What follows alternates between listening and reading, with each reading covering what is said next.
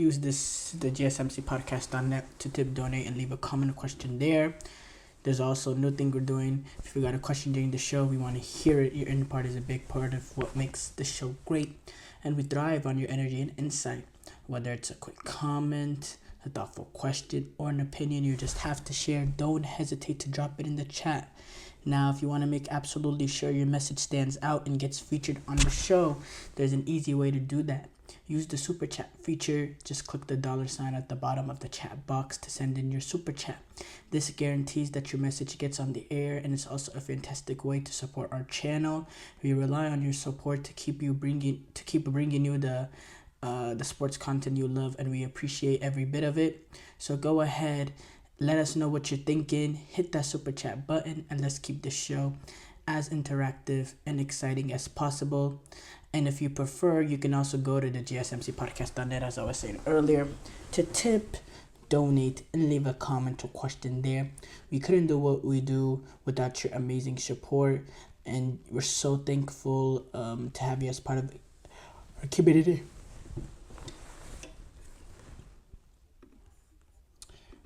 We move on, though,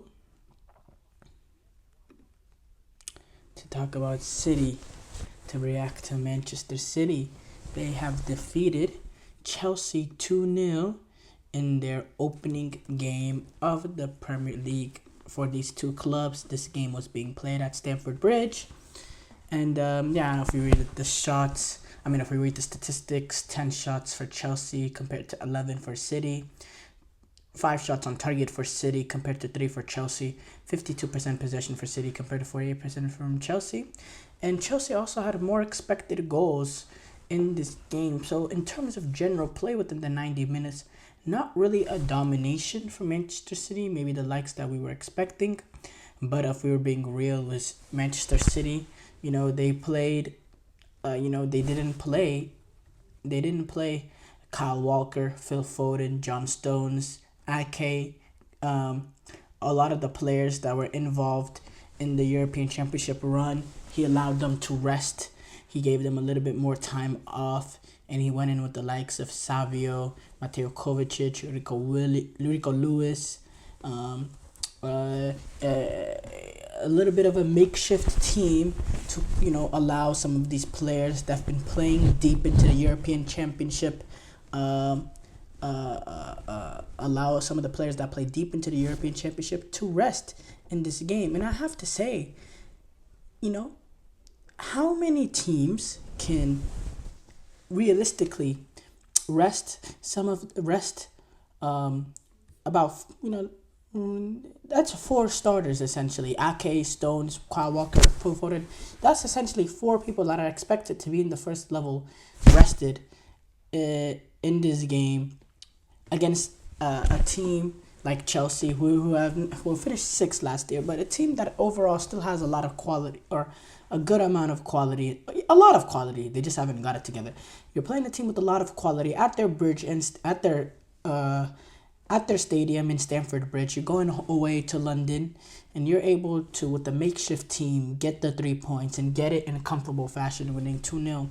How many teams in the Premier League can do that? No team can. You want to compare this to Arsenal when they were going up against Wolves. Arsenal going up against Wolves at home. Bukayo Saka, he was involved. Declan Rice, he was involved. Kai Havertz, who also made a run at the European Championship, he was involved. He was involved and was part of the front 11, because Arsenal can't afford to do what Manchester City does. And that's just the nature. That's just the nature of it. That's just the nature of it. Liverpool at the same time. Luis Diaz, he made a run to the Copa America final. He was involved. He was part of the setup.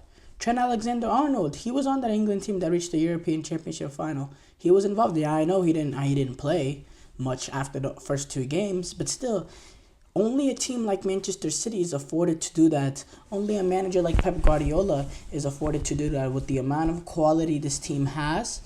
And yes, within the 90 minutes, they didn't particularly dominate. But at the end of the day, you're going away on Stamford Bridge. You have a makeshift team. You get the 3 points. It's a professional result for Manchester City, and it just shows the quality from the team and the depth that the team has. As far as Chelsea, another opening day disappointing result. 2-0 loss to Manchester, or another disappointing result, period. 2-0 loss to City. Didn't really get dominated the way I expected them to get dominated, although I assumed that Guardiola was gonna go with a full strength team in this opening day. He didn't. But some of the same problems that Chelsea has had, that lack of finisher, that lack of player in the right areas at the right time, as the number 9, Nicholas Jackson. He has energy and he runs around and he provides pace, but a little bit of quality in terms of him as a goal scorer is not there. He had one great play where he was able to slip in. I believe he slipped in Nkunku in behind. I believe so. But apart from that, it was, they had a few opportunities here and there to get on that for Chelsea to, a decent opportunity here and there, but just the lack of the goal scorer, not being able to be at the right place at the right time to touch at home. And just the same issues from Chelsea. Robert Sanchez looked shocking. Very, very underwhelming. Very, very nervous in goal. Again, I say this, you sign all these goalkeepers. You have about 4 or 5 goalkeepers at the club, but none of them are really at that level to be the goalkeeper of Chelsea. You go to striker, you have, you have Nicholas Jackson, and you got, and then you got another few players that are, could be, involved as the striker position, but they're not good enough. Armando Broja, in fact, in terms of pure number 9s, the only one that was even good enough to make the squad, period, was Nicholas Jackson, and he was in the starting 11. There was nobody on the bench there that Enzo Maresca could have turned to play that sort of position through the middle. Nkunku, he could have played that role, but yeah, just another disappointing performance from Chelsea.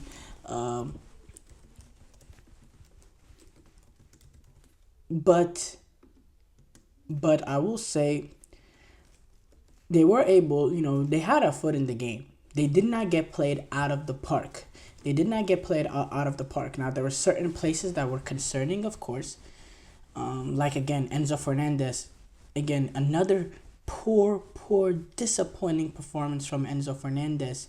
Now the captain armband, despite what happened at in the Argentinian bus or whatever, despite those, that situation, he's been named captain. He's the leader. And, he looked naked in midfield. Didn't provide anything. Caicedo, he was decent. He was okay, but he didn't play to this level. I thought the best midfielder was Romeo Lavia, who's actually pretty good. Played a few good balls. And he was efficient in terms of spreading the ball around. And yeah, I thought until he ended up getting replaced, I thought he was decent. I think he was the best player in the midfield. But again, Enzo's performance again, it just seems like Enzo just can't get his foot on the right spot at Chelsea. And eventually, eventually the criticism has to come, because it just hasn't been good enough, Enzo, at Chelsea. It has not been good enough. And again, it's another disappointing start from him, and that's very, very disappointing, because this is a critical season for him. Another thing is Nkunku playing on the left-hand side. He didn't get involved enough, especially in that first half. Until he was replaced by Neto, there was not much that we saw from him. These are some disappointing things. Another thing, Cole Palmer playing in an unnatural position, playing on the winger, is not unnatural. He's played that before. He played that a lot, actually, at Manchester City originally, playing off that right-hand side, cutting in on his left foot. But the thing is, what he was able to do deadly at Chelsea was being able to pick the ball up in midfield and have space to run and find opportunities to play the ball in behind, or to get past the man and open up an opportunity for himself even. That's where he was that's what he did all his damage last season, playing that sort of central midfielder role. But now you have Romeo Lavia coming back. You want to, put him into the midfield of Caicedo and Enzo, which I think either way, that still lacks a little bit, that still lacks that, creativeness there. Because look, you do have the athleticism of the legs of Caicedo and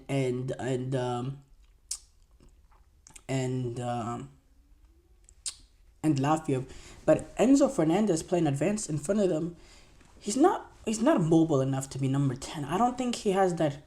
I think he's a creative player, but he doesn't have that number 10 sort of flair, number 10 sort of creativity. So I think playing him in an attacking midfielder role, he's not mobile enough to really be, threatening in those areas. I think he's an 8. The problem with Chelsea is right now they have 2 8s, and Romeo Lavia, who I don't really know, he seems like a 6. That's what his profile is, but someone that we need to see more of. I don't think those three work together in midfield. I think Cole Palmer has to play in an attacking midfield position to be even more deadly. Because in this half, he didn't really, in this game, he didn't really, but he wasn't really in dangerous areas that he could have affected the game in the same ways that he was last season. And yeah, there's a lot of concerning things now. And then you have João Felix coming in, and Pedro Neto is gonna start warranting a starting position. It's just gonna get even more tricky for Enzo Maresca. And I have to say, there's been some big things that Enzo Maresca has had to do right now. Dropping Sterling from the squad in that opening game. We saw what Sterling came out. His group came out. I guess his representatives came out and said. He also handed Enzo Fernandez the armband, despite the tension going on with that situation. Now he's going to have some big calls because Pedro Neto, he's going to start warranting a starting position because of the quality that a player like him has. João Felix is also coming in, who is also another tricky player in terms of where do you really put him. It's going to be a lot of decisions to come, and we'll continue on to discuss those decisions in the next segment, because we're going to be talking about João Felix coming back to Chelsea and Gallagher being sent the other way to Atletico.